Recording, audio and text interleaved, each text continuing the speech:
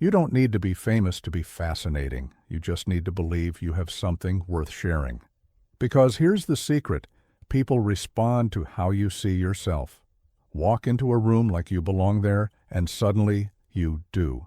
Carry yourself with warmth, curiosity, and quiet confidence, and others will lean in.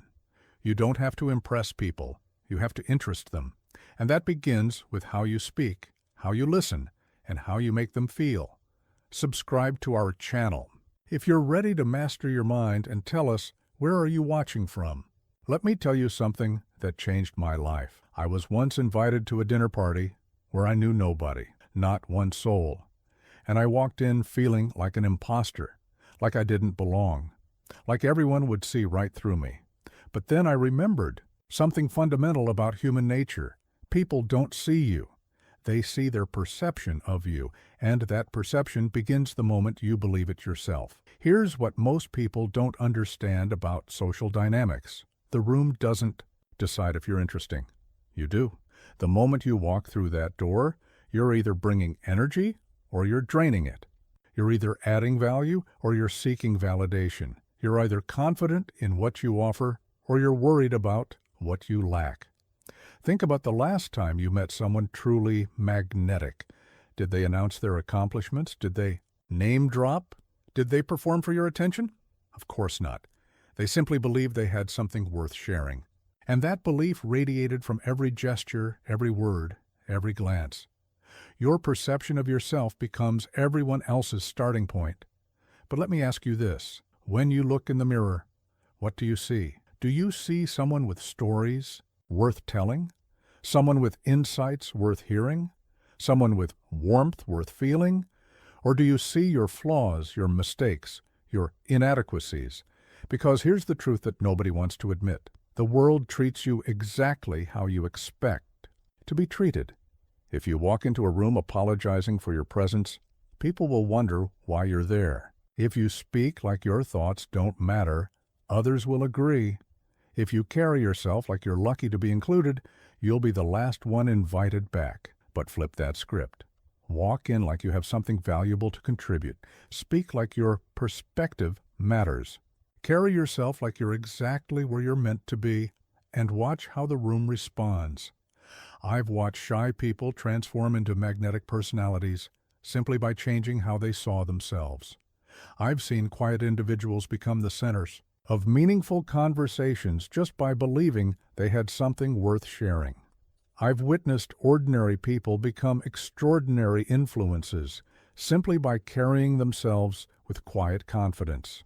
The power isn't in being perfect, it's in being present. It's not about having all the answers, it's about asking better questions. It's not about being the smartest person in the room, it's about being the most interested. Your energy precedes your words. Your confidence announces your value.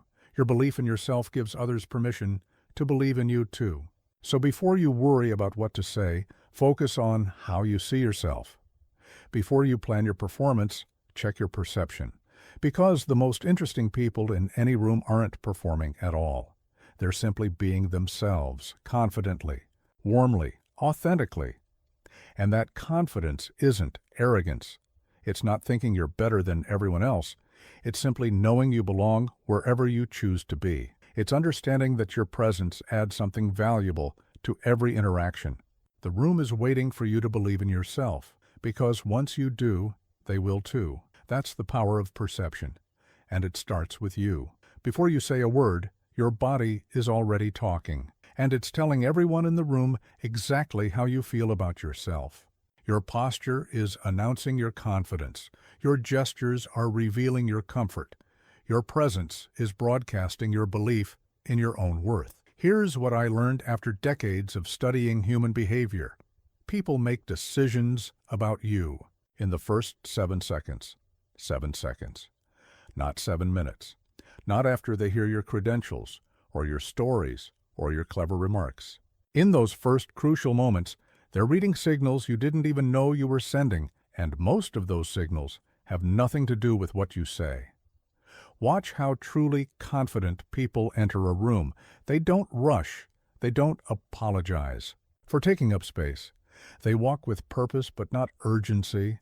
They stand tall but not rigid. They make eye contact, but they don't stare. They occupy their space fully without apology. Their body language says, "I belong here." But let me ask you this.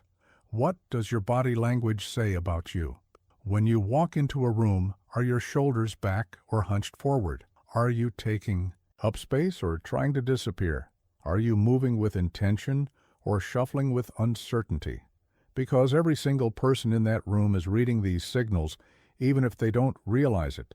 Your body speaks before your mouth opens, and it never lies. I once knew a woman who was brilliant, absolutely brilliant. She had insights that could change businesses, solve problems, inspire teams, but every time she entered a meeting, she apologized, not with words, with her posture. She made herself smaller. She spoke to the floor instead of the room. She fidgeted with her hands like she was sorry for having them, and, despite her brilliance, people overlooked her. Not because she wasn't valuable, but because she was signaling that she didn't believe in her own value. Here's what most people don't understand about confidence. It's not about feeling fearless. It's about acting courageously despite the fear. It's not about never feeling nervous. It's about carrying yourself with dignity, even when your heart is racing. Confident people feel everything you feel. The difference is they don't let their internal weather control their external presence. Stand up right now. Really, stand up. Roll your shoulders back. Lift your chin. Take up space. Feel how different this is from your usual posture. Feel how this position changes not just how others see you, but how you see yourself. Your physiology affects your psychology. Change how you carry your body, and you'll change how you carry yourself through life. But here's the secret that transforms everything. Confidence isn't something you have or don't have. It's something you practice every day, in every interaction, with every gesture, every step, every breath. The most magnetic people you know didn't wake up confident. They decided to act confident until it became natural. They practiced standing tall until it felt normal. They rehearsed taking up space until they forgot they were rehearsing. Your body is your first opportunity to show the world who you are. Before your resume speaks, before your words impress, before your ideas inspire, your presence announces your value. So make that announcement count. Walk like you know where you're going. Sit like you deserve to be there. Stand like you have something important to contribute. Gesture like your words matter. Make eye contact like you're genuinely interested in the person in front of you. Because here's the beautiful truth about body language. When you change how you carry yourself, you change how you feel about yourself. And when you change how you feel about yourself, you change how others feel about you. Your confidence becomes contagious. Your certainty becomes compelling. Your presence becomes magnetic, all before you say a single word. That's the silent signal of self-belief, and it's speaking louder than you think. The secret to being interesting isn't having the most fascinating stories. It's not about traveling to exotic places or achieving remarkable things or knowing famous people. The secret to being interesting is being genuinely interested in others. Here's what changed everything for me. I stopped trying to impress people and started trying to understand them. I stopped performing and started listening. I stopped thinking about what I would say next and started focusing on what they were saying now. And suddenly, I became the person everyone wanted to talk to. Think about your favorite conversations, the ones that left you energized, inspired, understood. Were they with people who talked about themselves the entire time? Were they with people who performed their accomplishments? Like a resume? Of course not. They were with people who made you feel heard, people who asked thoughtful questions, people who listened like your words mattered because they do matter. But let me ask you this. When was the last time you asked someone a question you actually cared about hearing the answer to? When was the last time you listened to understand, not just to respond? When was the last time you made someone feel like the most important person in the room? Here's what most people get wrong about conversations. They think it's about being clever, about having the right anecdotes, about saying something memorable. But the best conversationalists aren't the ones who talk the most. They're the ones who listen the best. They ask questions that nobody else thinks to ask. They notice things that others miss. They remember details that matter. They make people feel seen, heard, valued. I once watched a man at a party who wasn't the loudest or the funniest or the most accomplished person there. But every person he spoke with walked away, smiling. Why? Because he had mastered the art of genuine curiosity. He asked a teacher not just what she taught, but what she loved most about teaching. He asked a father not just about his kids, but about what he hoped to teach them. He asked a business owner not just about success, but about the challenges that taught him the most, and people opened up. They shared. They connected. They remembered him long after the party ended. Genuine interest is magnetic because it's rare. In a world where everyone is waiting for their turn to speak, the person who actually listens stands out. In a culture obsessed with broadcasting, the person who receives becomes invaluable. But here's the thing about curiosity. It has to be real. People can sense the difference between genuine interest and polite performance. They can feel when you're asking questions because you care, versus when you're asking because you think you should. So how do you develop genuine curiosity? Start by remembering that every person you meet knows something you don't, has experienced something you haven't, has insights that could surprise you, inspire you, change you. The person sitting next to you on the bus has a story. The cashier at the grocery store has dreams. The colleague you see every day has struggles you never imagined and victories you never celebrated. Everyone is interesting if you're interested enough to discover why. Ask better questions, not what do you do, but what excites you most about what you do. Not where are you from, but what's the best thing about where you grew up? Not how's your day, but what's been the highlight of your week. Listen to understand, not to impress. Put away your phone. Stop planning your response. Focus entirely on the person in front of you. Make them feel like they're the only person in the room. Because here's the beautiful paradox of human connection. The more interested you become in others, the more interesting you become to them. The more you focus on making them feel important, the more important you become in their eyes. The most fascinating people are fascinated by people. The most interesting conversations happen when both people are more interested in learning than in being learned about. So, stop trying to be impressive. Start being impressed by the stories around you, by the experiences others have had, by the wisdom they've gained, by the dreams they're chasing, because when you're genuinely interested in others, they become genuinely interested in you. And that's when real connection begins. People don't remember the facts you shared. They don't remember your credentials or your accomplishments or the impressive things you've done. They remember how you made them feel. And the difference between impressing someone and connecting with someone is the difference between being forgotten and being unforgettable. I learned this lesson the hard way. I spent years trying to prove my worth in every conversation, dropping names, sharing achievements, making sure everyone knew how successful, how traveled, how connected I was. And you know what happened? People were politely impressed and completely unmoved. Because impression without connection is just performance, and performance creates distance, not closeness. Here's what most people don't understand about human psychology. We don't connect with perfection. We connect with authenticity. We don't remember the person who had all the answers. We remember the person who made us feel understood.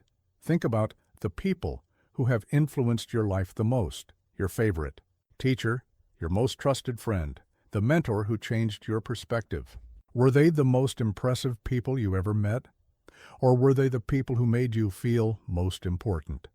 The ones who connected with you, who saw something in you, who made you feel valued, heard, appreciated. That's the power of connection over impression. But let me ask you this. When you meet someone new, what's your instinct? To show them how interesting you are, or to discover how interesting they are? To prove your value or to appreciate theirs? to perform your best self, or to reveal your real self. Because here's the secret that changes everything.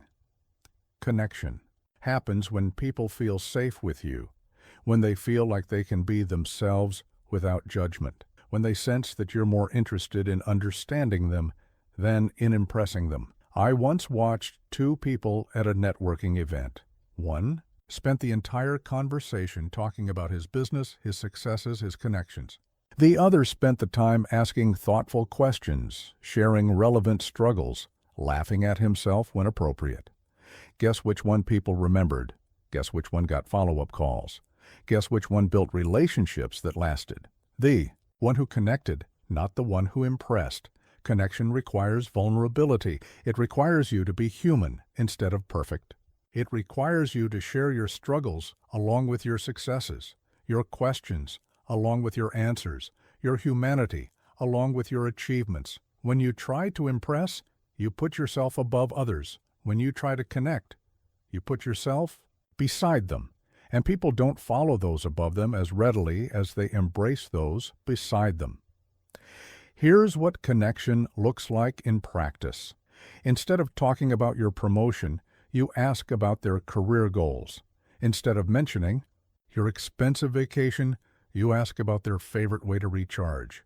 Instead of name-dropping your famous contact, you share a lesson you learned from failure. You make the conversation about them, not about you. You make them feel important, not inferior. You make them feel valued, not impressed, because here's the truth about human nature. People don't care how much you know until they know how much you care. They don't remember your credentials until they feel your character. They don't trust your expertise until they sense your empathy. Connection is about finding common ground, not highlighting differences. It's about building bridges, not walls. It's about creating comfort, not creating awe. The most magnetic people you know aren't trying to impress anyone. They're focused on making others feel comfortable, valued, understood. They share their imperfections along with their achievements. They ask questions that matter. They listen with their whole attention, and people are drawn to them like magnets. Because in a world full of people trying to impress, the person who simply connects becomes unforgettable. So stop performing. Start connecting. Stop trying to prove your worth. Start recognizing others' worth. Stop being impressive. Start being interested. Because connection always wins over impression. Always. Everyone has a story, and yours is more interesting than you think. The problem isn't that your life lacks compelling moments. It's that you've never learned to recognize them, shape them, share them in ways that matter. Your story is your power, but most people give it away by apologizing for their experiences instead of owning them. Here's what I discovered after years of helping people find their voice. The stories that connect aren't always the most dramatic ones. They're not necessarily about climbing mountains or building empires or overcoming impossible odds. The most powerful stories are often the quiet ones, the human ones, the ones that help others feel less alone. I once knew a woman who insisted she had nothing interesting to share. "I'm just a teacher," she'd say.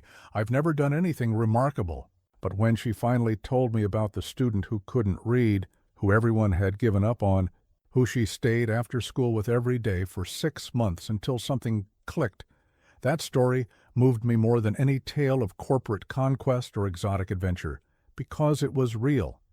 It was human. It showed character, persistence, hope. Your story isn't about being impressive, it's about being authentic. But let me ask you this. When someone asks what you do, how do you respond? Do you just state your job title and move on? Or do you share why you do what you do? What challenges you? What excites you? What you've learned? Because here's what most people miss about storytelling. Facts tell, but stories sell. Data informs, but narrative inspires.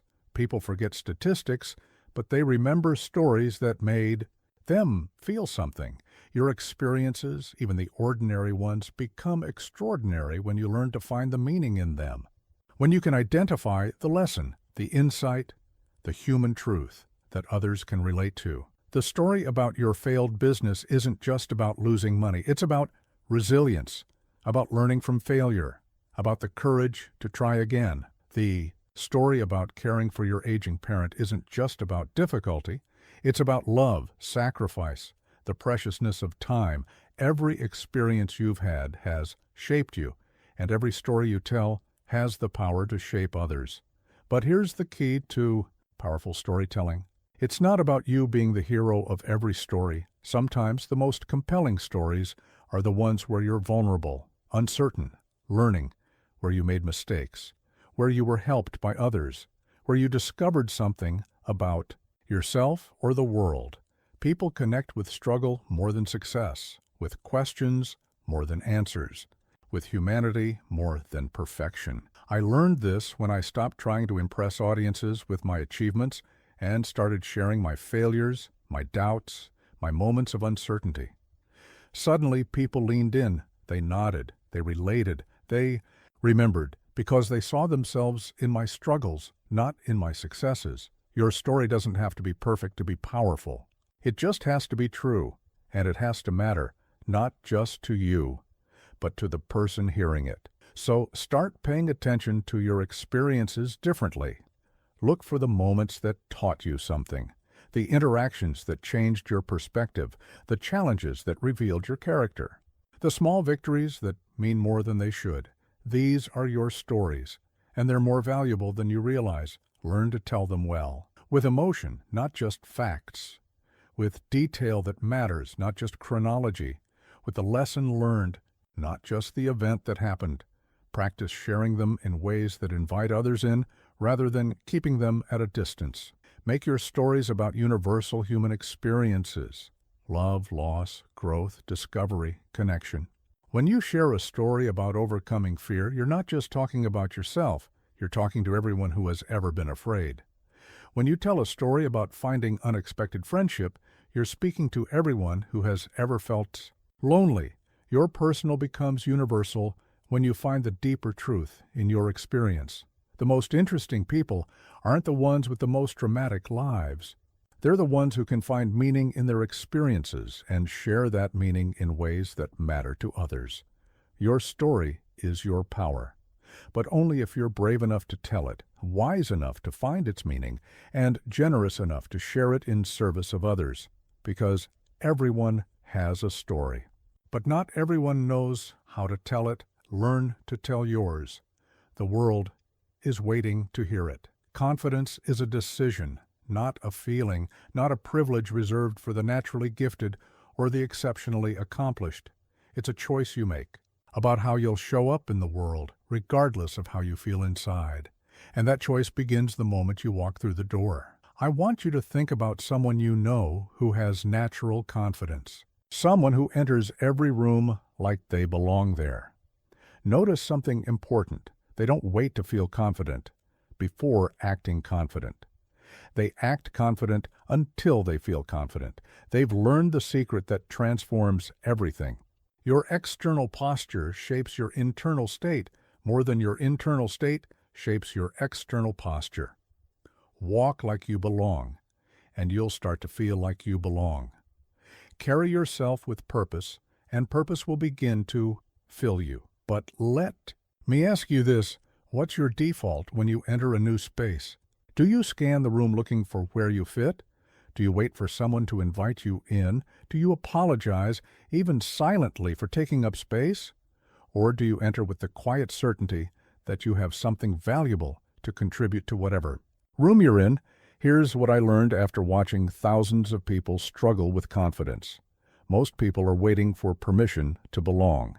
Permission from others, permission from circumstances, permission from their own feelings. But confidence doesn't ask permission. It simply shows up. I once coached a brilliant engineer who was terrified of presenting to executives. She'd spend weeks preparing, but the moment she walked into that boardroom, her expertise would evaporate. Her voice would shake. Her ideas would scatter. The problem wasn't her knowledge. It was her belief that she didn't belong in that room. So, we practiced something simple. Instead of focusing on her presentation, we focused on how she entered the room. We practiced walking with purpose, making eye contact, sitting up straight. Taking up appropriate space, we practiced her belonging. Before she ever opened her mouth, and something magical happened. When she started carrying herself like someone who belonged in that room, she began to feel like someone who belonged in that room. Her voice steadied, her ideas flowed, her presence commanded attention because confidence is contagious. When you believe you belong, others believe it too. But here's what confidence isn't. It's not arrogance. It's not thinking you're better than everyone else. It's not performing superiority or demanding attention. True confidence is quiet certainty. It's the knowledge that you have value to offer, even if you're not sure exactly what form that value will take. It's the understanding that your presence matters, even if you don't know exactly how. Confident people don't enter rooms trying to prove they belong. They enter knowing they belong, and they focus on how they can contribute. Think about it this way. Every room you enter is improved by your presence, or it isn't. If you bring curiosity, warmth, authenticity, and genuine interest in others, then, yes, that room is better because you're in it. And if that's true, then you belong there. The most magnetic people I know have mastered this simple truth. They don't wait to feel worthy before acting worthy. They don't wait to feel confident before displaying confidence. They don't wait to belong before behaving like they belong. They walk into every room with the assumption that they have something valuable to offer. And that assumption becomes a self-fulfilling prophecy. So, practice this before you enter your next meeting, your next social gathering, your next networking event. Make a decision. Decide that you belong there. Decide that your presence adds value. Decide that you have something worthwhile to contribute, then walk accordingly. Shoulders back, head up, eye contact ready, handshake firm, voice clear, energy positive. Not because you feel confident, but because you've decided to be confident. Walk into that room like you know why you're there, like you're glad to be there, like you're ready to engage, contribute, connect. Walk in like you belong there. Because here's the truth that changes everything. If you're invited, you belong. If you're qualified, you belong. If you have something to offer, and you always do, then you belong. Your belonging isn't determined by how comfortable you feel. It's determined by the value you bring and the contribution you make. So stop waiting for permission. Stop waiting for the perfect moment. Stop waiting to feel ready. Walk in like you belong there. Because you do. You weren't born shy. You weren't born awkward. You weren't born without charm. You just weren't shown how to develop these skills, because that's exactly what they are, skills. And like any skill, they can be learned, practiced, and mastered. The myth that some people are naturally charming while others are naturally awkward has held back more potential than any other lie we tell ourselves about human connection. Charm isn't magic, it's method. I've watched people transform from socially anxious to socially magnetic by learning simple principles and practicing them consistently. I've seen introverts become the most sought-after conversationalists in the room. I've witnessed shy individuals develop the kind of presence that draws people in from across the room. Not because they changed who they were, but because they learned how to express who they were more effectively. Here's what most people don't understand about charm. It's not about being the loudest person in the room. It's not about being the funniest or the smartest or the most accomplished. Charm is about making others feel good about themselves when they're around you. That's it. That's the entire secret. When people leave a conversation with you feeling better about themselves, you become charming. When they feel heard, valued, appreciated, understood, you become magnetic. And these are skills anyone can learn. But let me ask you this. Do you believe charm can be developed, or do you think it's something you either have or don't have? Because your answer to that question determines everything about your social future. If you believe charm is fixed, you'll never work to develop it. If you believe it's learnable, you'll start practicing today. I once worked with a software developer who was convinced he was just not good with people. He avoided networking events. He ate lunch alone. He contributed brilliant ideas in meetings but never built the relationships that could amplify his impact. His problem wasn't lack of intelligence or lack of value to offer. His problem was lack of skill in expressing that value in ways that connected with others. So he started with the basics: how to ask questions that showed genuine interest, how to listen in ways that made others feel heard, how to share stories that were relatable rather than impressive, how to remember names and use them naturally. Simple skills, learnable techniques, nothing mysterious or magical. Within 6 months, he was leading cross-functional teams. Within a year, he was being recruited by other companies, not because his technical skills had improved, but because he'd learned to combine his expertise with human connection. He'd learned that charm is a skill. Here's what charm looks like in practice. It's remembering something someone mentioned in a previous conversation and asking about it. It's finding something genuine to compliment in every interaction. It's sharing credit generously and taking blame gracefully. It's making others feel like the most important person in the room when you're talking to them. It's being fully present instead of distracted. It's asking follow-up questions that show you were really listening. It's sharing your own vulnerabilities in ways that make others comfortable sharing theirs. These aren't personality traits you're born with. They're behaviors you can choose to practice. The most charming people I know aren't naturally confident. They've simply practiced confidence until it became natural. They weren't born great conversationalists. They studied conversation like any other skill worth mastering. They read books about human psychology. They observed people who were naturally good with others. They practiced new behaviors until they became habits. They treated social skills like any other professional development, something worthy of investment and effort. Because here's what they understood that others miss. In every area of life, career, relationships, leadership, influence, your ability to connect with others determines your ceiling. Technical skills might get you in the door, but social skills determine how far you'll go once you're inside. So, stop telling yourself you're just not good with people. Stop believing that charm is reserved for the naturally gifted.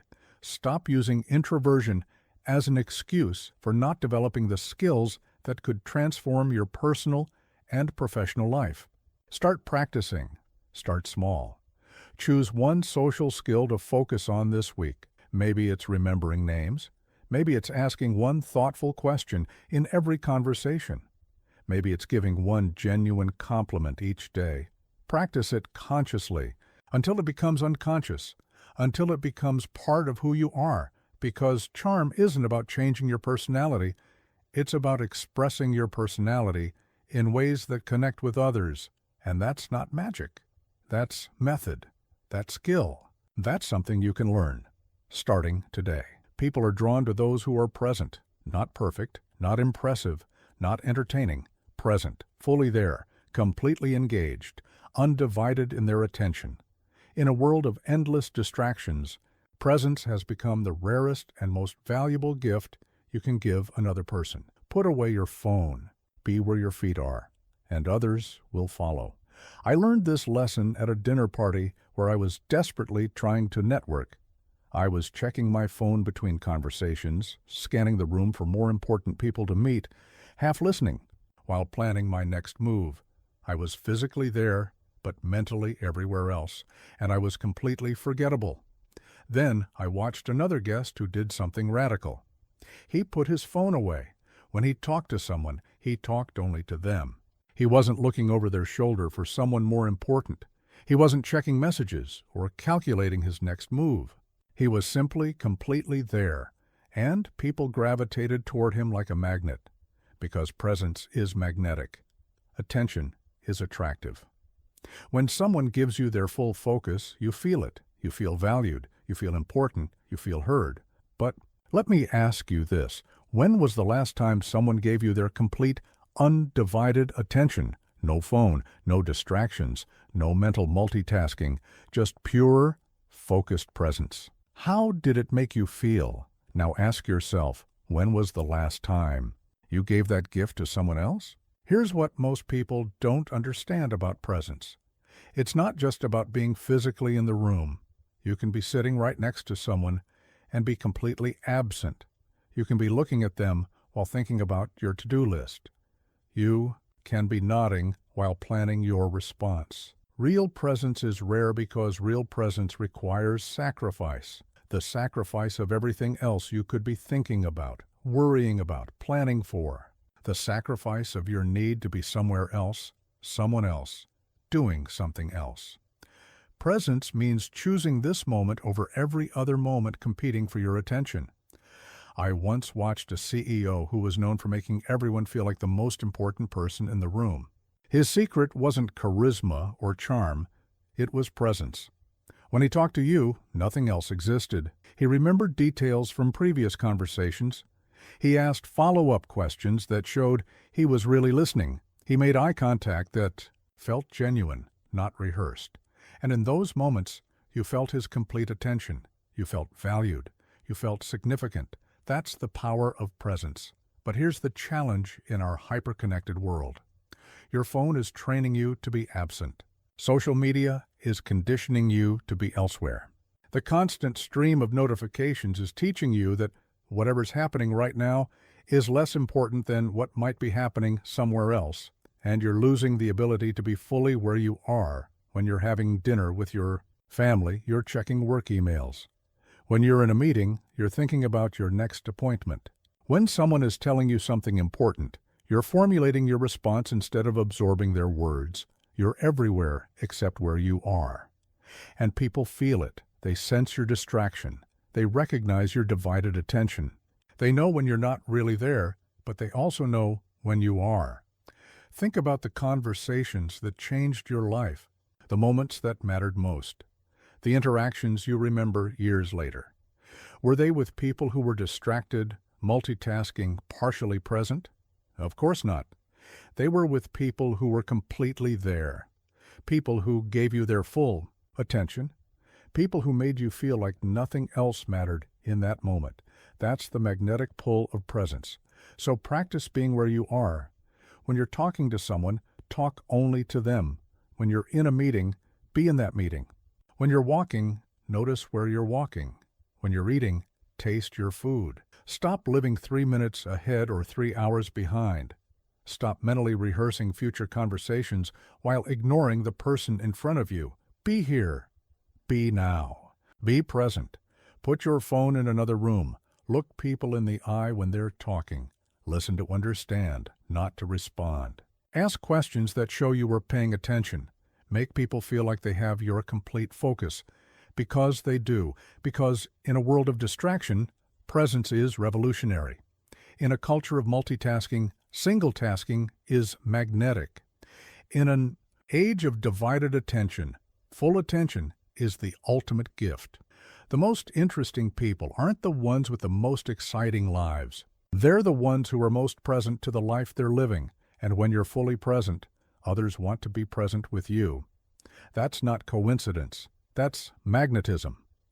Don't just share information, paint pictures. Don't just communicate facts. Create experiences. Don't just use words. Use your voice, your emotion, your entire being to make people feel what you're saying. Because the most memorable communicators aren't the ones who have the most information. They're the ones who bring that information to life. I once listened to 2 people describe the same vacation. The first person gave me the itinerary. We went to Paris, we saw the Eiffel Tower, we ate at nice restaurants, we visited museums.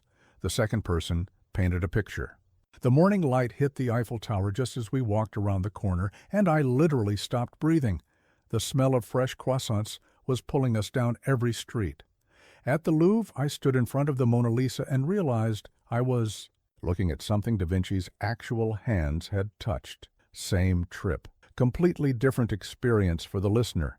One shared facts, the other shared feelings, one informed, the other inspired. Which story do you think I remember? Here's what. Most people don't understand about communication. Information is forgettable. Experience is unforgettable. When you speak with color instead of just words, you're not just telling people something. You're letting them experience it with you. But let me ask you this. When you tell a story, do you just report what happened, or do you help others experience what happened? Do you share the facts, or do you share the feelings? Do you give information, or do you create an experience? Because here's the truth about human psychology. People don't remember what you said. They remember how what you said made them feel. Your words are just the delivery system. The real message is in the emotion, the imagery, the experience you create with those words. I learned this from watching great speakers transform audiences, not with new information, but with new ways of experiencing familiar information. They didn't just say failure is valuable, they made you feel the weight of disappointment and the lightness of liberation that comes after. They didn't just say love matters, they painted pictures that made your heart ache with recognition. They spoke in color. Color comes from specificity. Instead of saying it was beautiful, describe the way the light filtered through the leaves. Instead of saying I was nervous, describe the way your hands shook and your voice caught. Instead of saying it was difficult, paint the picture of what difficult looked like, felt like, meant to you. Color comes from contrast. It wasn't just loud, it was the kind of silent shattering noise that makes you forget your own thoughts. She wasn't just smart, she was the kind of brilliant that made complex ideas feel simple, and simple ideas feel profound. Color comes from emotion. Don't just tell me what happened. Tell me how it felt, what it meant, why it mattered. Let me feel the excitement, the fear, the surprise, the joy along with you. Your voice is an instrument. Use it. Vary your pace. Slow down for emphasis. Speed up for excitement. Change your volume. Whisper the secrets. Declare the victories. Adjust your tone. Let warmth, humor, intensity, wonder color your words. Your body is part of the message. Let your gestures paint what your words describe. Let your posture reflect the emotion of your story. Let your face show what you felt, not just what you thought. I once watched a woman describe her grandmother's cooking, and by the time she finished, the entire room was hungry. She didn't just list the ingredients or describe the process. She made us smell the garlic hitting hot oil. She made us hear the sizzle. She made us feel the warmth of that kitchen and the love that filled it. She spoke with color. But here's what speaking with color isn't. It's not exaggeration. It's not performance. It's not making things more dramatic than they were. It's making things as real as they were. It's helping others experience the truth of what you experienced, not just the facts of what happened. Color is honesty with emotion, authenticity with imagery, truth with feeling. When you speak with color, people lean in. They remember. They feel connected, not just to your words, but to you, because you've let them experience something through your eyes, through your heart, through your perspective. You've given them more than information. You've given them experience. So stop just reporting your life. Start sharing it. Stop just communicating facts. Start creating experiences. Stop speaking in black and white. Start speaking in color. Use specific details that help people see what you saw. Share emotions that help people feel what you felt. Paint pictures with your words that let others experience what you experienced. Because when you speak with color, you don't just communicate. You connect. You don't just inform, you inspire. You don't just share words. You share worlds. Look people in the eye. Say their name. Ask what no one else asks. Make them feel important, and they'll remember you forever. Because beneath every conversation, every interaction, every human encounter is the same fundamental need. The need to be seen, to be recognized, to matter. And the person who consistently makes others feel seen becomes unforgettable. I learned this from watching my grandfather work a room. He wasn't the most successful person there, or the most educated, or the most accomplished. But people were drawn to him like a magnet. Why? Because he had mastered the art of making people feel important. He remembered the waitress's name and asked about her daughter's graduation. He complimented the security guard on his sharp uniform and thanked him for keeping everyone safe. He asked the CEO about his golf game and the janitor about his weekend plans, not because he was performing kindness, but because he genuinely saw people, all people, as worth noticing, worth remembering, worth caring about. Everyone wants to feel seen, and most people feel invisible most of the time. Think about your daily interactions. How many people look right through you? How many people interact with your role instead of with you as a person? How many people are so focused on their own agenda that they never really see who you are? Now think about the rare person who really sees you, who remembers something you mentioned last time, who notices when you've changed your hair, or seem tired, or are wearing something new. Who asks about things that matter to you? How does that make you feel? That's the power of making people feel seen. But let me ask you this. When you interact with others, do you see them as people or as functions? Do you see the barista as someone with dreams and struggles and stories, or just as someone who makes your coffee? Do you see your colleagues as complex human beings, or just as the roles they play at work? Because here's what changes everything. When you start seeing people as fully human, they start feeling fully human around you. And when people feel fully human around you, they want to be around you. Making people feel seen starts with simple things. Eye contact that feels genuine, not forced. Using their name when you speak to them. Asking questions that show you see them as more than their job title or their function in your life. How are you? Becomes, how has your week been treating you? Thanks becomes, thank you, Sarah. I really appreciate how you always make sure everything's perfect. Nice to meet you becomes, I'm really glad we got a chance to connect. Small changes, massive impact. I once watched a new manager transform a demoralized team simply by learning to see them. She didn't change policies or restructure processes. She started asking about their career goals, their challenges, their ideas for improvement. She noticed when someone looked stressed and checked in privately. She celebrated small wins and acknowledged individual contributions. She made them feel seen as people, not just as employees. As individuals with unique strengths, not just as interchangeable team members, and everything changed. Productivity increased, morale improved. People started collaborating instead of competing. They stayed late when needed and went the extra mile because they felt valued. Because when people feel seen, they show up differently. Here's what seeing people really means.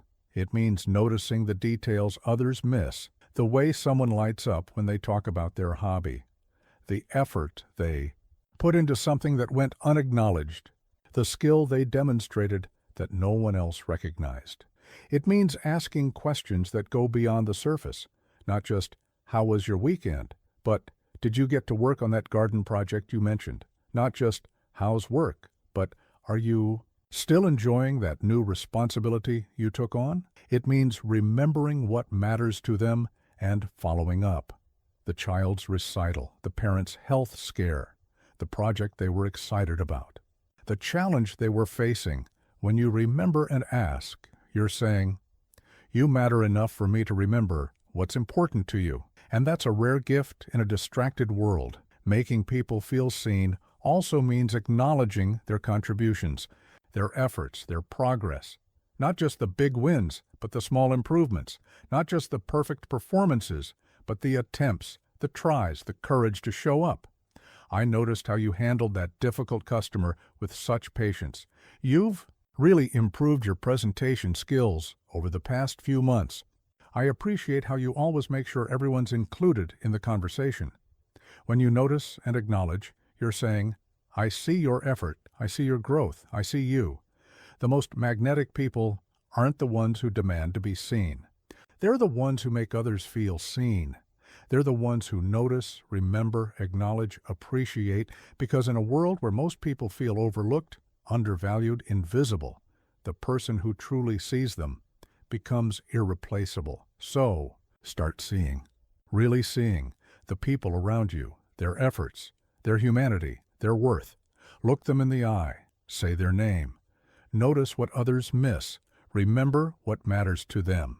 Make them feel seen, and they'll never forget you. You don't have to be a comedian. You don't need perfect timing or brilliant punchlines or an arsenal of jokes, but a little lightness, a little laughter, a little humanity. It makes you unforgettable because humor isn't about being funny. It's about being human.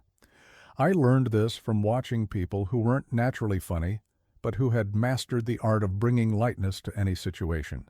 They didn't tell jokes. They found the humor in everyday moments. They didn't perform comedy.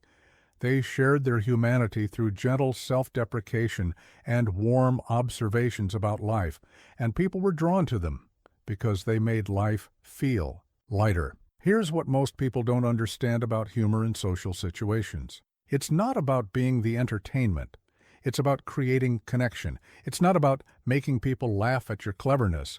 It's about helping people smile at the shared experience of being human. The best social humor comes from 3 sources. Gentle observations about life that everyone can relate to. Light self-deprecation that shows you don't take yourself too seriously, and finding the absurd in the ordinary moments we all experience. But let me ask you this. Do you take yourself too seriously? Do you worry so much about saying the wrong thing that you'd never say anything spontaneous? Do you hold back your natural reactions because you're afraid they might not be sophisticated enough? Because here's the truth about magnetic people. They're not perfect. They're not always polished. They're human, and they let their humanity show. I once watched a successful executive completely win over a room of intimidated junior employees by spilling coffee on his shirt during his opening remarks. Instead of ignoring it or getting flustered, he looked down and said, "Well, that's one way to make sure you remember this presentation." Everyone laughed. Not because it was brilliantly funny, but because it was perfectly human. In that moment, he went from being an intimidating authority figure to being a relatable person. The room relaxed. People engaged. Connection happened because humor breaks down walls. Gentle self-deprecation is one of the most powerful tools for building connection.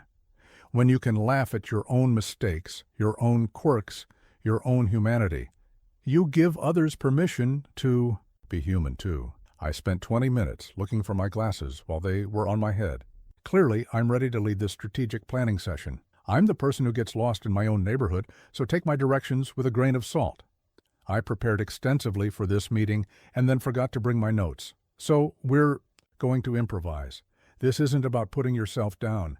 It's about showing that you're human, relatable, approachable. Observational humor is another powerful connector. Finding the funny in situations we all experience.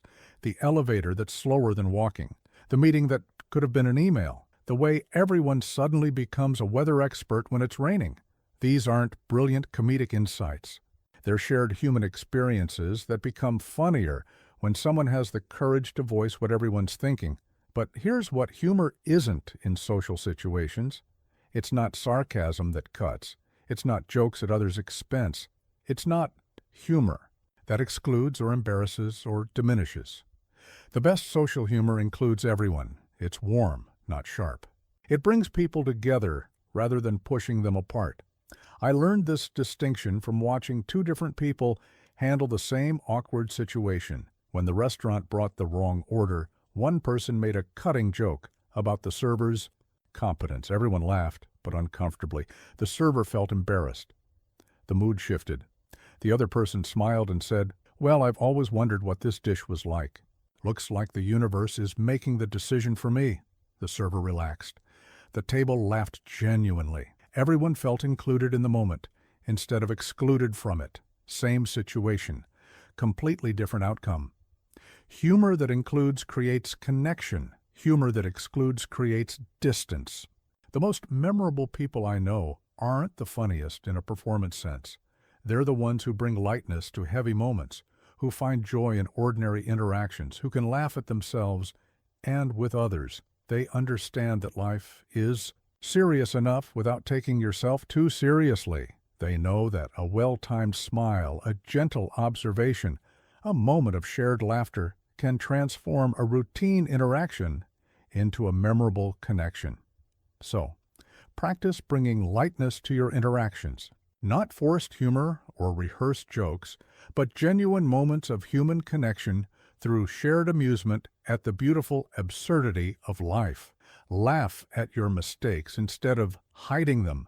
Find the funny in frustrating situations instead of just being frustrated. Share the quirky observations that pop into your head instead of keeping them to yourself. Be willing to be human. Be willing to be imperfect. Be willing to find the light moments in everyday life, because humor makes you human. And humans connect with humans, not with perfect performers. A little laughter makes everything lighter, including you. Keep the ball rolling. Don't just answer. Ask back. Don't just respond. Guide. Don't just participate in conversations. Lead them. Guide the dialogue like someone worth talking to, because the most magnetic people aren't just good at talking. They're masters at making conversations flow, deepen, and matter. I learned this by watching people who never seemed to have awkward silences or dead-end exchanges. They had a secret that transformed every interaction. They didn't just wait for conversations to happen to them. They actively shaped where conversations went. They were conversation leaders. Think about your most memorable conversations, the ones that left you energized, inspired, thinking differently. Were they random exchanges that meandered nowhere? Or were they guided by someone who knew how to ask the right questions, explore interesting tangents, and keep the dialogue moving in meaningful directions? Someone was leading that conversation, and it wasn't by accident. But let me ask you this. In your conversations, are you a passenger or a driver? Do you just respond to whatever direction others take things, or do you actively guide discussions toward more interesting territory? Because here's what most people don't understand about social dynamics. Conversations need leadership. Someone has to keep the energy flowing, explore new directions, and make sure everyone feels included. And when you learn to be that person, you become indispensable in any social setting. Conversation leadership starts with asking back. When someone answers your question, don't just move to the next topic. Dig deeper. That sounds challenging. What was the hardest part? How did that change your perspective? What surprised you most about that experience? Each answer is an invitation to go deeper, not a signal to change subjects. I once watched a master conversationalist at a networking event. Instead of the typical rapid-fire exchange of elevator pitches, he turned every brief encounter into a meaningful dialogue. When someone said they worked in marketing, he didn't just nod and share his own job title.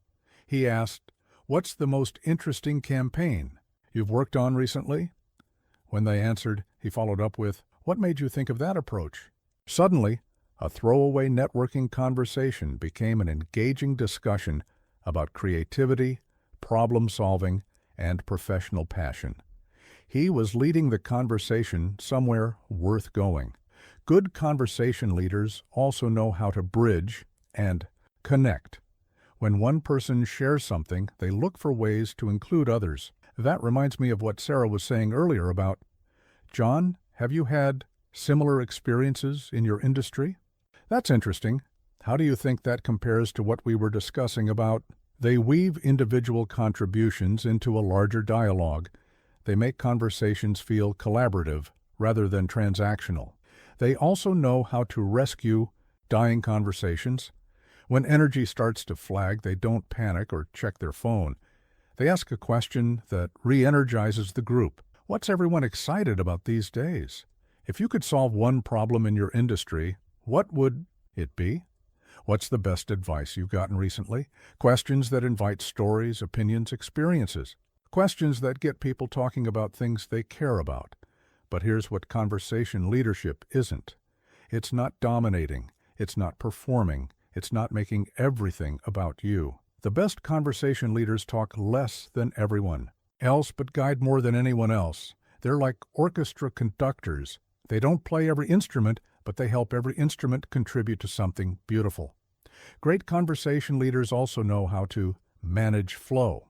They sense when a topic has been exhausted and smoothly transition to something new. They notice when someone hasn't spoken in a while and create an opening for them. They recognize when energy is building and let it build, or when it's dissipating, and redirect it.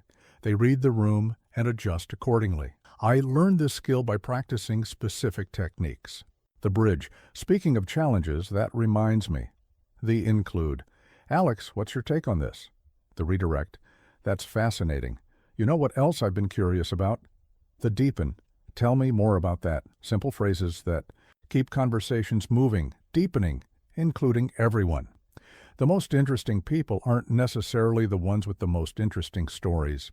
They're the ones who can draw interesting stories out of others, who can take ordinary topics and explore them in extraordinary ways, who can make everyone around them feel like more interesting versions of themselves. They understand that conversations are like dances, and someone needs to lead, not by force or domination, but by invitation and guidance. So, start leading your conversations. Ask follow-up questions that show you're engaged. Bridge between different speakers and topics. Include quieter voices. Redirect when necessary. Deepen when possible. Don't just participate in conversations. Shape them, guide them, lead them somewhere worth going. Because when you learn to carry conversations like a leader, people will seek you out not just for what you have to say, but for how you help them discover what they have to say. And that's the difference between being heard and being sought after. It's not about being better. It's about being certain of your value, your worth, your right to be in any room you enter. Certainty is magnetic. Arrogance repels. Learn the difference, because your social future depends on it. The line between confidence and arrogance is one of the most important distinctions you'll ever master. Cross it in the wrong direction, and you'll find doors closing, invitations stopping, relationships cooling. Stay on the right side, and you'll discover that quiet confidence opens every door. I've watched brilliant people sabotage their own success by mistaking arrogance for confidence. I've seen talented individuals alienate others, not because they lacked ability, but because they couldn't express their ability without diminishing others.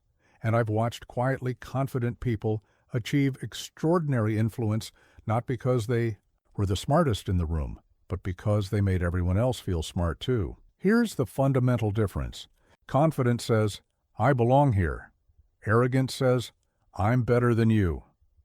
Confidence is about your relationship with yourself. Arrogance is about your relationship with others. Confident people don't need to prove they're valuable. They simply know they are. Arrogant people constantly need to demonstrate their superiority because, deep down, they're not sure of their worth. But let me ask you this. When you achieve something, when you know something others don't, when you have experience others lack, how do you handle it?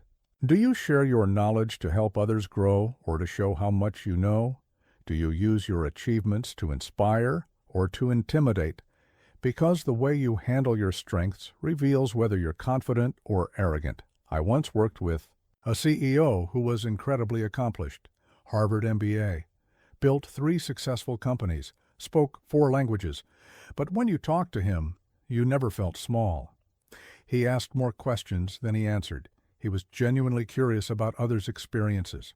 He shared his knowledge generously, but never condescendingly. He was confident in his abilities, but focused on others' potential. Then I met another executive with half the achievements, but twice the ego.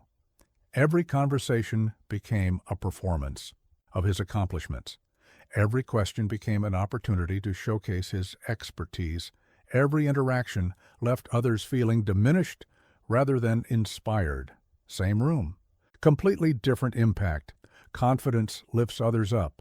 Arrogance puts others down. Here's what confidence looks like in practice. It's sharing credit generously and taking blame gracefully. It's asking questions even when you think you know the answers. It's admitting when you don't know something instead of pretending you do. Confident people can say, I don't know, but I'll find out. You might be right about that. I hadn't thought of it that way. That's a great point. They're secure. Enough in their own worth that they don't need to be right about everything. Arrogant people can't afford to be wrong. They can't afford to not know. They can't afford to let others be right because they think it diminishes their own value. But here's the paradox.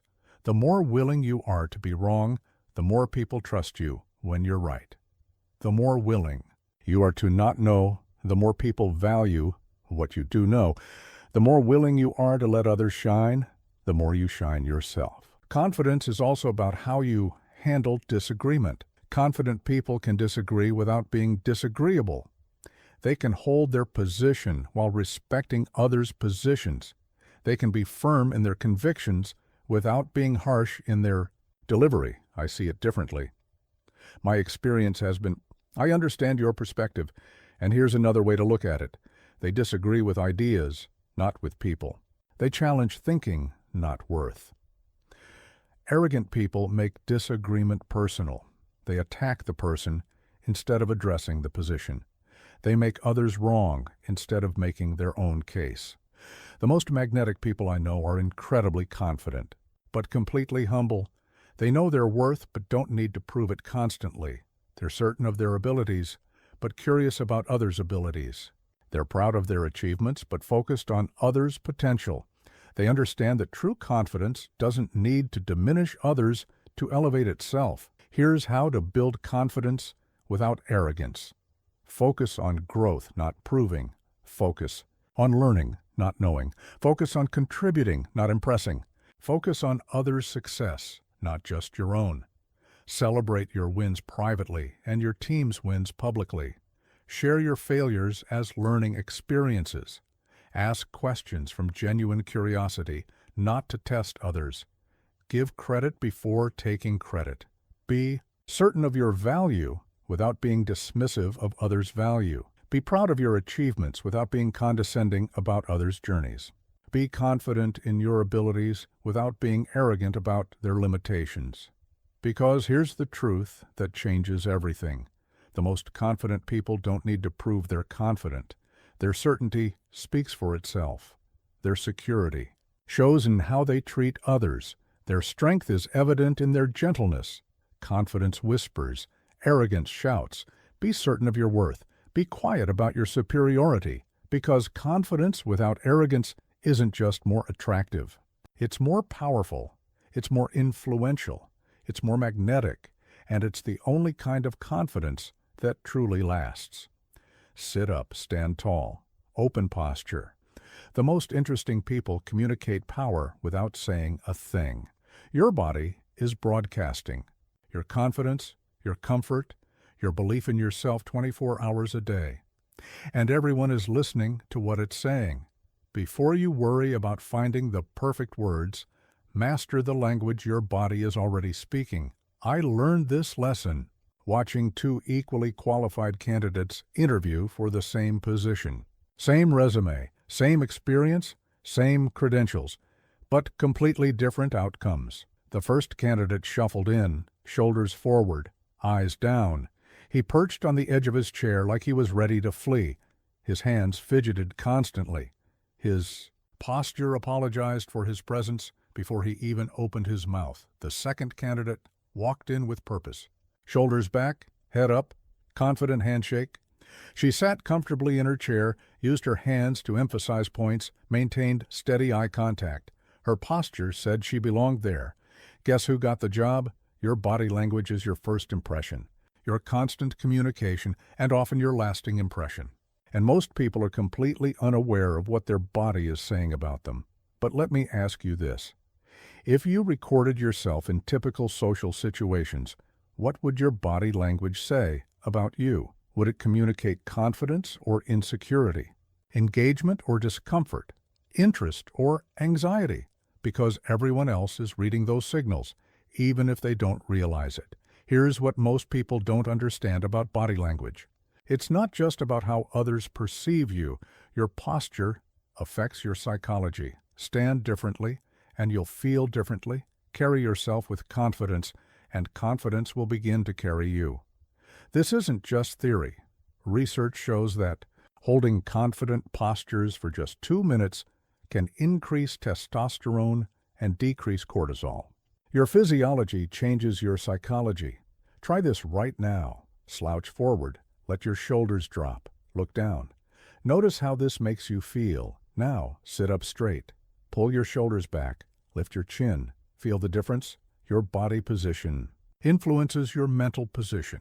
But powerful body language isn't about intimidation or dominance. It's about presence, openness, and authentic confidence. It's about taking up appropriate space without invading others' space. It's about being comfortable in your own skin and helping others feel comfortable around you. Open posture communicates approachability. Crossed arms create barriers. Leaning in shows interest. Leaning away suggests disengagement. Eye contact builds connection. Looking away breaks it. Every gesture, every position, every movement is sending a message. I once coached an incredibly talented woman who couldn't understand why her ideas weren't taken seriously in meetings. She was brilliant, well-prepared, articulate, but her body language was undermining every word she spoke. She made herself smaller in her chair.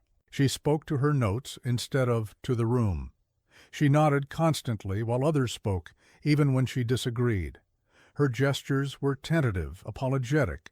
Her expertise was being overshadowed by her body language. We worked on simple changes: sitting up straight and taking up appropriate space, making eye contact while speaking, using deliberate gestures to emphasize points, standing with purpose when presenting. The response was immediate. Same ideas, same words, completely different reception. People listened differently, they engaged differently. They respected her input differently because her body was finally supporting her brilliance instead of undermining it. Here's what powerful body language looks like. Standing with your weight evenly distributed, not shifting from foot to foot. Walking with purpose, not rushing or dragging. Sitting up straight without being rigid. Making eye contact that feels natural, not forced.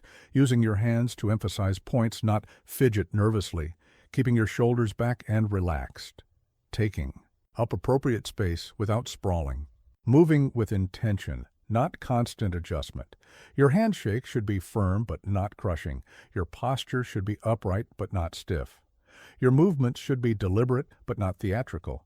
The goal isn't to perform confidence, it's to embody it. But here's what's crucial about body language. It has to match your message. If you're speaking with passion but your body is closed off, people feel the disconnect. If you're trying to connect but your posture is defensive, the connection fails. Authenticity requires alignment between your words and your body. The most magnetic people have mastered this alignment. When they speak about excitement, their body shows excitement. When they're listening intently, their posture demonstrates attention. When they're confident in their message, their body supports that confidence. They understand that communication is more than verbal. It's physical, emotional, energetic. Your body is always communicating. The question is, what is it saying? Is it saying you're confident or insecure? Engaged or distracted, comfortable or anxious, approachable or defensive? Because people are responding to what your body says as much as what your mouth says. So pay attention to your posture. Notice your gestures. Be aware of your positioning. Make sure your body is supporting your message, not sabotaging it. Stand like you belong there. Sit like you have something valuable to contribute. Move like you're comfortable in your own skin. Because when your body speaks confidence, people listen to your words with respect. When your posture shows engagement, others engage with you more fully. Your body speaks louder than words. Make sure it's saying what you want it to say. Your tone, your mood, your pace. It spreads like a virus, but better. If you show up engaged, alive, and lit up, others will feel it. They'll catch it. They'll carry it with them long after you've left the room. Energy is the most contagious thing you carry, and you're either spreading positive energy or draining it from every room you enter. I learned this from watching two different managers handle the same crisis. Same problem, same pressure, same deadline, but completely different impact on their teams. The first manager walked into the room tense, frustrated, overwhelmed. His energy said, "This is terrible, we're behind, nothing is going right." Within minutes, the entire team felt the weight of his stress. Energy dropped. Creativity stalled. Problem-solving became problem-dwelling. The second manager faced the same situation but brought different energy. focused but not frantic, concerned but not panicked, determined but not desperate. His energy said, "This is challenging, but we've got this." The team rallied. Ideas flowed. Solutions emerged. Same crisis. Completely different outcomes. Because energy is contagious. But let me ask you this. What energy are you spreading? When you walk into a room, does the mood lift or sink? When you join a conversation, does engagement increase or decrease? When you leave an interaction, do people feel energized or drained? Because whether you realize it or not, you're always transmitting energy, and others are always receiving it. Here's what most people don't understand about energy management. You can't fake good energy, but you can choose to cultivate it. You can't pretend to be enthusiastic, but you can find genuine reasons to be engaged. Energy isn't about being loud or hyperactive or artificially positive. It's about being alive, present, engaged with what's happening around you. Think about people who naturally draw others to them. They're not necessarily the most extroverted or the most animated, but they're fully present. They're engaged with their surroundings. They're alive in the moment. Their energy says, "I'm glad to be here and I'm interested in what's happening." I once watched a quiet librarian transform a community meeting simply with her energy. She didn't speak the loudest or the most, but when she spoke, her engagement was palpable. Her questions showed genuine curiosity. Her attention was completely focused. Her energy said, "This matters, and so do you."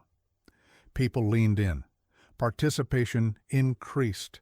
The quality of discussion improved because positive energy is magnetic, even when it's quiet. Your energy comes from three primary sources: your physical state, your mental focus, and your emotional approach.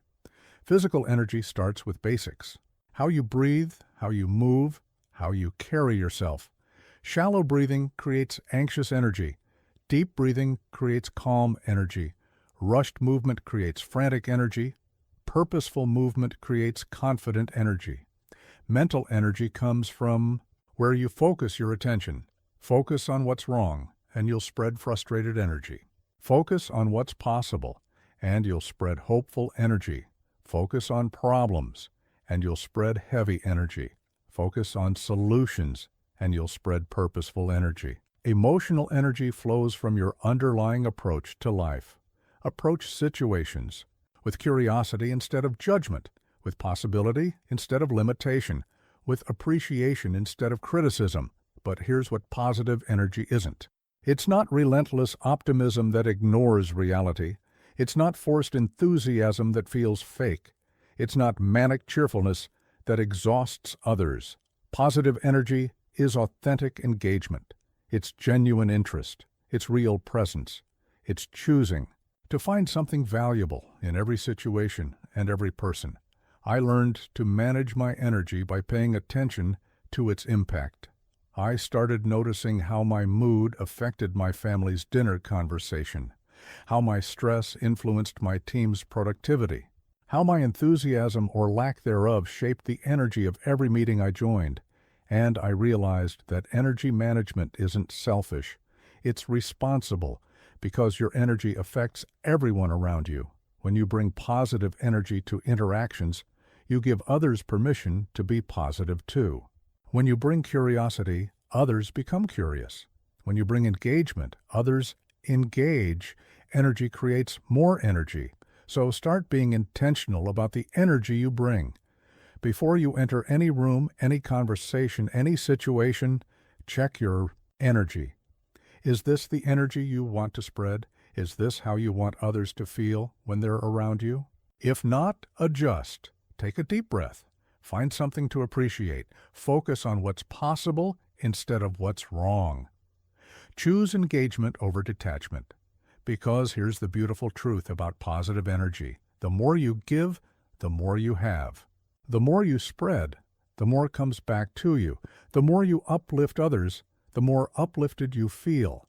Energy is contagious, and you get to choose what kind of energy you spread. So spread energy that makes rooms brighter when you enter them. Energy that makes conversations more engaging. Energy that makes people glad they encountered you.